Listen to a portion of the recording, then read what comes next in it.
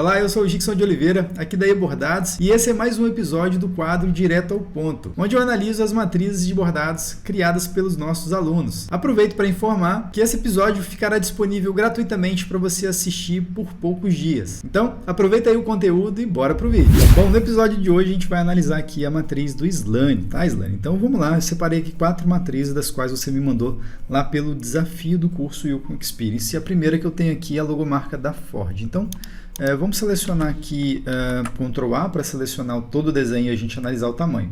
Você fez esse bordado com 9,5 centímetros de largura, beleza? Agora vamos dar aqui um redesenhar devagar, Shift R, para a gente visualizar como o desenho foi estruturado. Você aplicou um ponto suporte duplo, tatame duplo, com acabamento em ponto tatame também com ângulo diagonal. Agora faz ali um ponto cheio com a mesma cor em volta, dando um acabamento. Na sequência faz um ponto cheio branquinho e depois vem as letras que ficaram, por sinal, muito bem feitas, tá? A minha recomendação nesse desenho são 2 pontinhos ali que não ficou legal, mas as letras ficaram ótimas, parabéns, o bordado está muito bem feito, tá? Então vamos lá, 2 recomendaçõezinhas. Uma nessa lateral direita aqui do objeto. Tá vendo que você pode perceber aqui que tem um ângulo aqui, ó, tem alguma coisa aqui está ficando fora do comum, que é o tipo de acabamento, tá vendo o contorno? Tá com um nozinho aqui em ponto reto, tá vendo? Então eu vou adicionar 2 pontos extras aqui com o botão direito do mouse para dar uma estruturada na linha e vou apagar com um delete, eu vou selecionar esse nozinho que é para ângulo reto e vou dar um delete para ele ficar arredondado, tá vendo?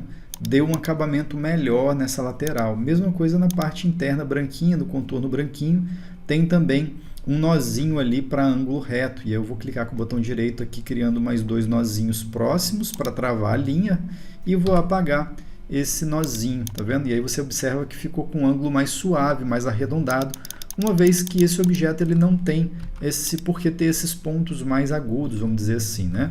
E aí mesma coisa na parte interna aqui, do lado esquerdo. Você pode adicionar 2 pontinhos aqui arredondados e apagar esse ponto aqui mais agudo, vamos dizer assim, né? E apago esse aqui também, beleza? E aí ficou com um acabamentozinho mais suave na lateral do seu bordado, tá?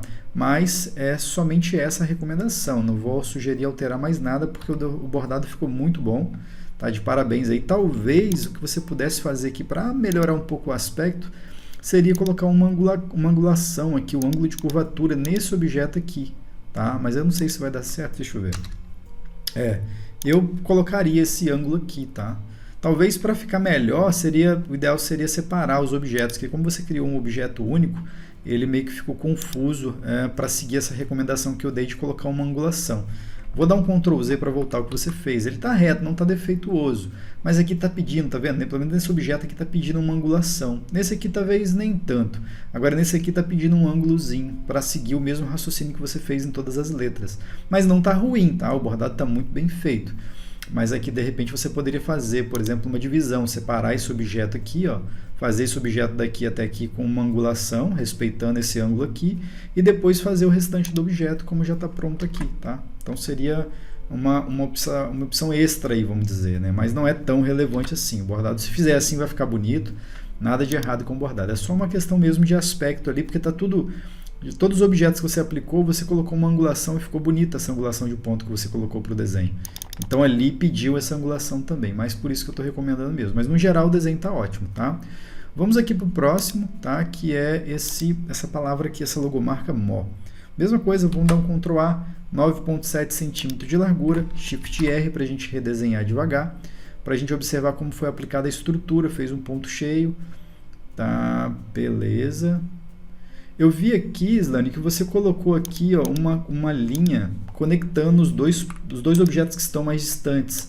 Eu acho desnecessário, tá? Eu acho desnecessário porque esse caminho que você colocou vai obrigar a dar esse saltozinho, tá vendo? Então esse saltozinho, saindo do azul claro para o azul escuro, não faz tanto sentido, né? Ele vai ficar em amostra ali no bordado. Então, de repente, é preferível não fazer esse objeto aqui, ó, e deixar realmente a máquina saltando o fio quando ela termina de fazer um objeto e pula para o outro. Por exemplo, aqui ela faz esse, depois faz esse objeto aqui e depois faz esse aqui de baixo. Daí, mesma coisa aqui, ó. Então apaga esses objetozinhos menores que você fez aqui, ó. Pronto. E aí ele vai fazer um objeto inteiro, azulzinho, e depois ele vai cortar fazendo outro. Esse aqui de cima, ele tem uma certa distância. Ah, tá, aqui tem um cortezinho também de fio aqui, ó. De repente também é interessante deixar esse corte acontecer, tá? Deixar esse salto acontecer para você arrematar na mão, ou se a máquina tiver um corte de fio automático, deixa para a máquina fazer o corte, porque o bordado vai ficar mais limpo. Porque aqui já que tem um espaço, uma distância entre os objetos, vai ter que cortar, vai ter que arrematar para ficar bordado limpinho, né? E aí é preferível, em vez de fazer esse caminho aqui por baixo, já deixar cortando direto, tá? Então essa seria a primeira recomendação nesse caso aqui. Deixa eu ver se tem mais alguma coisa. Bom, com relação a essa primeira cor azul, seria isso mesmo. Depois ele vem aqui para o azul mais escuro, faz esse objeto aqui, deixa eu aproximar para ver como é que está a sobreposição aqui.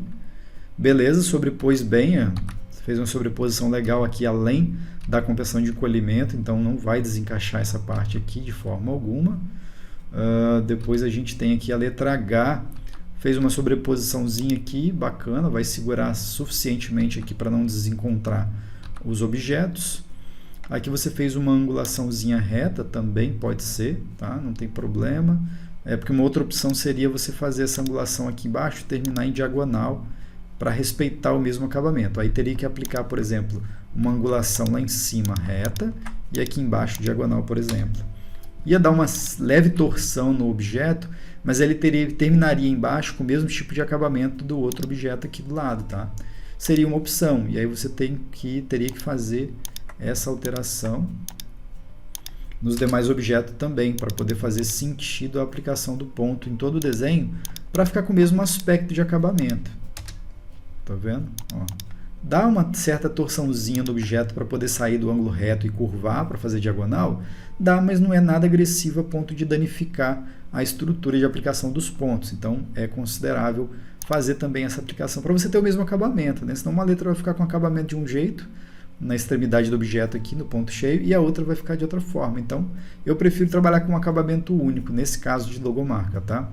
Então seria mais uma recomendação aqui. E por último, a recomendação seria, eu particularmente, tá? Não está errado, eu não utilizaria esse tipo de ponto de divisão programada no caso dessa nuvenzinha, não.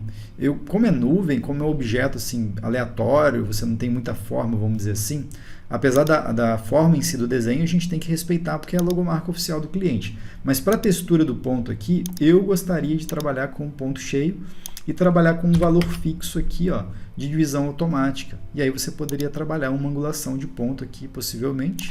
Deixa eu colocar uma angulação. Deixa eu converter esse objeto aqui primeiro em enchimento complexo, né? Vamos converter aqui em enchimento complexo. Cadê? Enchimento complexo. Porque aí eu gostaria de trabalhar com uma angulação única, tá? Por isso que eu coloquei enchimento complexo, ó. Aí eu poderia trabalhar com essa angulação aqui, por exemplo. Tá vendo?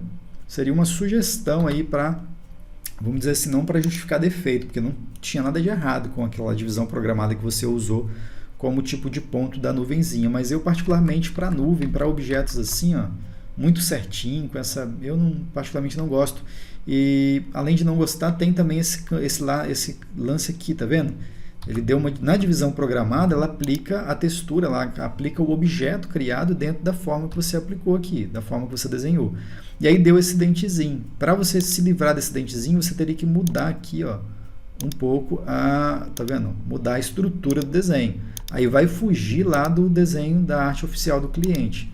Mas seria uma forma de você fugir desses dentezinhos ali, porque senão isso aqui, ó, vai criar esses pontinhos extras igual você está vendo ali, e não vai ficar tão legal. Então por isso que eu recomendei trocar nesse caso aqui, em vez de usar divisão automática, divisão programada, eu utilizaria o ponto cheio com aqui 4 milímetros de divisão automática e colocaria uma angulação aqui, convertendo esse cara para enchimento complexo, e que aí você pode trabalhar aqui a angulação que você preferir, tá? Pode fazer vários exemplos aqui, beleza? Mas é somente isso, a logomarca tá ótima, foi muito bem feitinha. Deixa eu só ver a densidade do ponto que você trabalhou aqui, ó. 0,38 é uma densidade boa, tá? Eu colocaria até um pouco menos, um pouco mais de densidade, já que são objetos em ponto cheio. Talvez colocar uma densidade um pouquinho maior, talvez ali 0,35, tá? Lembrando que quanto mais denso, menor tem que ser o valor aqui do espaçamento. Então, quanto menos espaço, mais denso o bordado vai ficar. E eu estou recomendando isso justamente porque objetos em ponto cheio com essa largura aqui, eu aconselho colocar uma densidade um pouco maior. Mas, uma observação aí, cuidado se for bordar malha. Se for bordar malha, aí pode ser um problema você aumentar demais a densidade do ponto, beleza? Então vamos aqui para o próximo desenho que você me mandou. Eu tenho essa motinha aqui que ficou da hora, gostei demais quando eu vi, eu falei, poxa, que motinha bonita que ficou. Parabéns aí pelo trabalho, tá, Slane? Ficou muito bom mesmo. O que eu vou fazer aqui é ajustes para melhorar, eu não vou mudar a estrutura dela, porque eu gostei bastante desse estilo de aplicação de ponto todo em ponto cheio. Eu achei que ficou bem da hora, assim. Se for fazer pequenininho, então vai ficar show de bola. Mas tem que considerar, ponto todo em ponto cheio assim para bordar a malha pode ser um problema. Mas aqui, como a gente não está tratando o tecido, a gente está tratando o visual do bordado, eu gostei dessa aplicação que você fez aqui todo em ponto cheio, tá? A única recomendação que eu faria aqui, vamos colocar para desenhar devagar, deixa eu ver aqui o tamanho, 9,7 centímetros. Vamos colocar aqui para redesenhar devagar para a gente conhecer a estrutura com que você fez a motinha, né? Fez o ponto cheio do pneu separado do paralama, fez a estrutura, escapamento, subiu, fez o banco, voltou, está fazendo o motor, subiu para o tanque, fez uma costura ali, fez o pneu inferior, paralama superior do pneu dianteiro e fez o galfo ali, fez o farol, acabou. Beleza, show de bola, o desenho ficou muito bem construído, ficou bem projetado, não tem corte de fio absolutamente nenhum de forma desnecessária, isso ficou muito bom.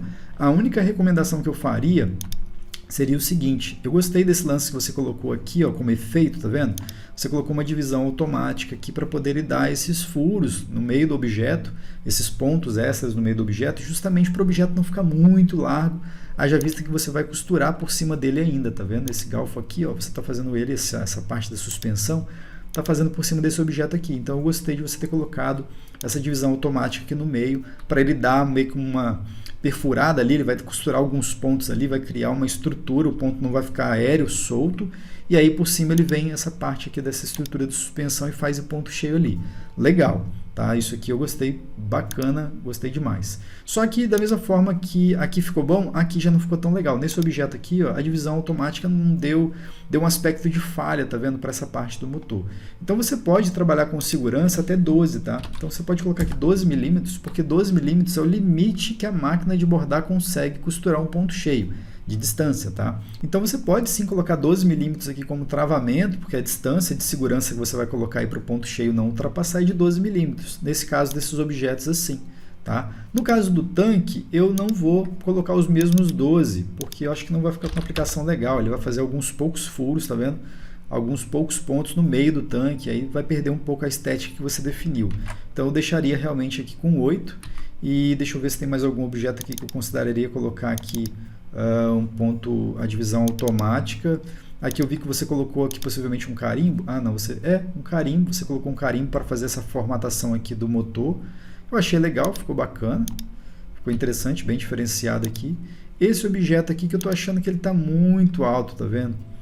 Está muito alto aqui, está perigoso, ó, porque está estreitinho aqui em cima, sendo que a posição do ângulo do ponto está justamente nesse sentido aqui.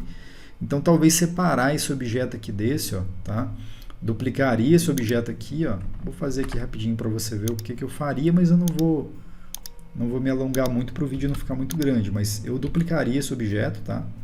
E faria, por exemplo, a aplicação desse cara aqui, ó. Deixa eu trocar ele para converter ele para enchimento complexo. E aí eu vou colocar esse cara aqui, peraí que não foi ainda. Isso, converti aqui em enchimento complexo. E possivelmente aqui eu colocaria esse ângulo aqui, ó, para dar um pouco mais de segurança. Daí esse objeto aqui você poderia recortar ele aqui, ó. Exatamente nessa posição, deixa eu ver, aqui, pronto. Cortaria esse objeto aqui, ó, e pronto. Aí teríamos aqui um objeto extra aqui, tá vendo? Para ser trabalhado. Claro, aí você soldaria, colocaria na posição certinha aqui, para poder dar continuidade no desenho. Porém, isso daria uma segurança maior para essa parte de cima, que estava no ângulo vertical muito estreito. Então, o ponto estava variando daqui até lá embaixo, solto, né? Porque é um ponto cheio, então ele só costura nas extremidades. Então, eu inverteria essa parte aqui dessa peça da moto, tá? Deixa eu ver se tem mais alguma coisa aqui que eu poderia recomendar. E, claro, aqui tem que trocar a cor, colocar na ordem certa, né? Mas eu quis fazer aqui só uma adaptação para você ver como poderia ser uma outra forma de fazer esse objeto, tá? Para dar um pouco mais de segurança aqui em cima. Senão o ponto ia escapar ali e ia ficar, enfim, facilmente, com facilidade, ia ficar com possibilidade de descosturar, né? Deixa eu ver como você fez aqui essa parte da suspensão. Legal, você fez aqui vários objetos aqui, eu achei interessante. Você fez uma ramificação entre eles, tudo bem? fez aqui um pesponto, né? Várias linhas de pesponto. Ó. Deixa eu desagrupar aqui para ver. Ó, várias linhas de pesponto você usou aqui.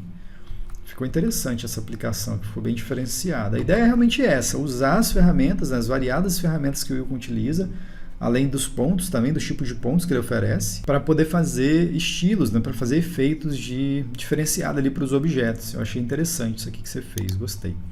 Bom, vamos lá então, deixa eu ver aqui o paralama. Bom, o que mais aqui que eu recomendaria é fazer um estudo, né? Bordar, dependendo do tecido que você vai bordar, esse desenho pode ficar excelente. E dependendo do tecido, se for malha, por exemplo, vai ficar possivelmente muito ruim, tá? Porque malha é sempre um problema bordar objetos muito largos assim em densidades, em ponto cheio, porque ponto cheio pede, quanto mais largo, né, quanto mais distante as colunas do ponto cheio, a distância entre o ponto A e o ponto B, para quem não está entendendo, o ponto A do ponto cheio está aqui em cima e o ponto B está aqui embaixo. Então, quando eu tenho essas distâncias muito alongadas, a gente tem que aumentar a densidade. Quanto maior a densidade para bordar em malha, maior é o problema de repuxar a malha. Então, a gente tem uma coisa na contramão da outra aí. Mas olhando o desenho, ficou ótimo, ficou muito bem feito, parabéns aí por mais esse belo trabalho, gostei demais, não mudaria absolutamente mais nada nesse desenho aqui, tá? E vamos para o próximo desenho aqui para a gente analisar, esse aqui da educação física, ele está com Ctrl A, 8,5 milímetros, aliás, 8,5 centímetros de largura. Vamos dar aqui um redesenhar devagar, Shift R, para a gente visualizar aqui como foi montada a estrutura desse desenho. Você fez a palavra educação física embaixo, com uma fonte do Wilcon, depois fez o raminho, fez as folhinhas interligando ali, ficou legal, porque não criou saldo desnecessário de fio. Isso é bom, porque vai ficar um bordado bem otimizado. Aqui você trabalhou no homenzinho em tatame. Eu só não gostei desse ponto cheio. O único ponto fraco que eu achei desse desenho foi nesse ponto cheio do contorno, tá? Eu não faria. Sinceramente, como você aplicou ponto tatame com um ângulo único, inclusive está reto na recomendação aqui, nesse camaradinha, eu não faria esse contorno, tá? Em ponto cheio, tá vendo? Ele ficou meio com um aspecto irregular, não ficou legal. Ele sobrepôs demais aqui o tatame e ficou com um aspecto meio grosseiro aqui no acabamento do contorno, tá? Então temos duas opções aqui. Ou fazer esse contorno com outro tipo de ponto, que poderia ser, por exemplo, um pesponto da vida, por exemplo, corrido simples, tá vendo? Só para poder demarcar. A gente colocaria aqui, ó, vou trocar aqui os dois para corrido simples. Eu quero colocar um contorno para ele não ficar terminando no acabamento do tatame. Colocaria aqui, de repente, um corrido simples ou um corrido triplo, possivelmente. E aí você tira aqui a variação mínima, vamos colocar uma distância de ponto aqui de 2,5. Deixa eu ver se ficou legal. 2,5. Vamos colocar uma variação mínima aqui, porém de 1,5. Olha lá como é que ficou. O acabamento dos bicos do contorno ficou suave. E ele vai servir para dar um travamento e um acabamento melhor. Haja vista que se a gente terminar o acabamento direto no tatame, ele dá alguns aspectos ruins, tá vendo? No acabamento do tatame por conta do ângulo, tá? Tem como resolver isso mudando o ângulo do tatame, mas é preferível nesse caso aqui, já que você adotou a ideia de fazer um contorno, é preferível então manter um contorno, porém colocaria um contorno em corrido simples. Aqui eu coloquei em corrido triplo, né, para ficar um pouco mais grossinho, para dar um acabamento melhor ali no contorno, mas também não ser tão exagerado como o ponto cheio que você havia colocado, porque realmente mudou ali bastante a formatação do desenho. Seria essa a recomendação que eu faria nesse caso aqui. E claro, como eu mudei aqui, coloquei um contorno com a espessura mais fininha, aí você possivelmente tem que aumentar um pouco a compressão de encolhimento no caso desse objeto em tatame. Então colocaria aqui, por exemplo, um 0,40 milímetros pelo menos, tá? Para poder não haver desencaixe e deslocamento do preenchimento em relação ao contorno, não ficar aquele buraco entre os dois. Beleza? Mas aí já melhorou bastante o aspecto do desenho, mais o corpo, a silhueta ali daquele camaradinha com a bola na mão já está mais delineado, né? Não tem aquele contorno grosseiro para atrapalhar, tá? Mas de um modo geral o desenho ficou bacana, eu gostei, ficou bem bom. Aqui esse raminho também, eu gostei do cuidado que você teve em fazer esses objetos separadinhos, né? Então vi que você fez aqui a folhinha lá em cima, depois fez a outra folhinha do lado, fez uma linhazinha costurando aqui, fazendo um corridinho simples aqui, ligando as próximas folhinhas, que aí você segue fazendo. Deu bastante trabalho, porque foi feito manualmente, mas é ótimo isso aqui, porque agora eu consigo trocar, por exemplo, ó, selecionar apenas os objetos. Ó. A vantagem de fazer a ramificação manual, igual eu ensino lá no curso, é exatamente essa. Quem faz a ramificação automática, qual o problema? Se fosse ramificado automaticamente, eu teria que selecionar todos os objetos, né? Automaticamente todos os objetos seriam selecionados. E aí vamos supor, seria isso aqui. Se eu quisesse mudar o ponto cheio, a densidade, se eu quisesse mudar, por exemplo, a compressão de encolhimento só das folhinhas separadas do caulezinho, não daria. Teria que desagrupar, separar os objetos, transformar os objetos separados de novo para poder fazer a aplicação dos pontos, dos ajustes separados. Como você fez seguindo nossa metodologia, né, lá no curso, você fez separado. Então eu posso selecionar todos os objetos aqui, que são somente as florzinhas, ó, e posso alterar, por exemplo, a densidade dos pontos somente das folhas, tá vendo? Eu venho aqui, ó, compressão de encolhimento, por exemplo, eu posso alterar somente, colocar 35, tá vendo? Alterou só das folhinhas. Se eu quiser mudar a densidade do ponto, colocar 0,45, só das folhinhas, ó, fica mais fácil. E aí, se você quiser trabalhar só do caulezinho, agora eu seleciono só o caulezinho. E tudo que eu fizer aqui não vai estar refletindo nenhuma alteração na sequência dos objetos. A sequência está sendo preservada porque você ramificou manualmente. Então, os objetos eles ficam separados de modo que você consiga selecionar os objetos de forma separada, aplicar ponto, alteração de ajuste de ponto, densidade de fio e tudo mais, sem precisar ficar desmembrando. Então, tá aí uma grande vantagem de utilizar a ramificação manual. Tá de parabéns também em relação a essa decisão, né? Apesar de existir lá a ramificação automática, e claro, é muito mais fácil, literalmente é um trabalho de preguiçoso usar, porque 2 cliques você resolve a ramificação automática. Mas depois ela vai te dar alguns outros problemas, tais quais esse que eu falei, e o fato também de mudar a posição dos objetos, né? Ela não coloca os objetos respeitando. Aqui você respeitou, olha. Como você fez todos os objetos das folhinhas primeiro, o caulezinho deu acabamento depois por cima. Tá? A ramificação automática ela não te dá essa garantia, você tem que meio que controlar para ter esse aspecto final, mas acaba dando mais trabalho do que ramificando manual. Então eu gostei, ficou bem bom e parabéns aí pelo resultado. Gostei das 4 matrizes que você fez.